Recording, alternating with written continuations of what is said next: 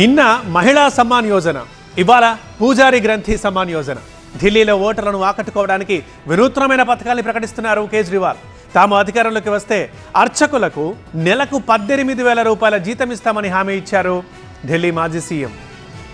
Delhi assembly ఎన్నికల్లో ఓటర్లను ఆకట్టుకోవడానికి వినూత్న వ్యూహంతో ముందుకెళ్తున్నారు అరవింద్ కేజ్రీవాల్. ఇప్పటికే సీనియర్ సిటిజన్లకు సంజీవని పథకం, ఆ తర్వాత మహిళా సమ్మాన్ యోజన, ఇప్పుడు అర్చకులకు నెలవారీ వేతన పథకాన్ని ప్రకటించింది.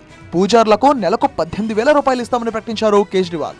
అధికారంలోకి రాగానే ఈ పథకాన్ని అమలు చేస్తామన్నారు. పూజారులతో పాటు గురుద్వారా గ్రంథీలకు కూడా ఈ పథకం వరిస్తోంది.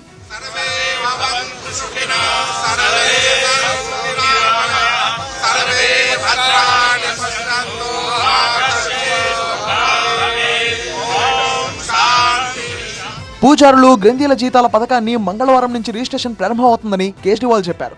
అయితే ఈ పథకాన్ని అడ్డుకోవడానికి బీజేపీ కుట్రలు చేస్తుందని ఆరోపించారు కేజ్రీవాల్. పథకాన్ని అడ్డుకోవడం పాపంతో సమానం అంటూ హెచ్చరించారు. పూజారులు, గురుద్వార్ గ్రంథీలు కేజ్రీవాల్ ను కలిసి ధన్యవాదాలు తెలిపారు. ఓఎస్ఎస్ ఫర్టిలిటీలో అమ్మ నాన్నలకి పర్సనలైజ్ ట్రీట్మెంట్ ఇచ్చారు.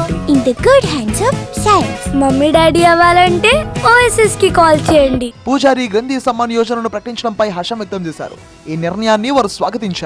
पुजारी ग्रंथि सम्मान योजना, आज इस योजना के जरिए हम इसे मैं वेतन या तनख्वाह नहीं कहूँगा, एक तरह से इनका सम्मान करने के लिए इसकी घोषणा कर रहे हैं कि लगभग 18,000 रुपये महीना इनको सम्मान राशि दी जाएगी हमारी सरकार बनने पर।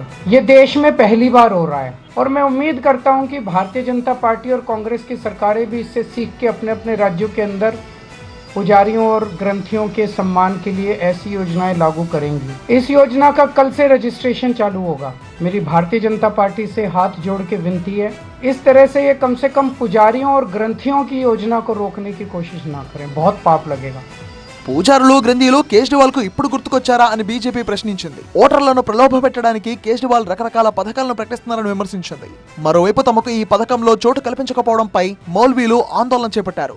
వచ్చే ఏడాది ఫిబ్రవరిలో అసెంబ్లీ ఎన్నికలు జరగనున్నాయి. వరుసగా 4వ సారి ఢిల్లీ పీఠాన్ని కైవసం చేసుకోవాలనే పట్టుదలతో ఢిల్లీ ప్రజలపై ఆప్ హామీల వర్షం కురిపిస్తోంది.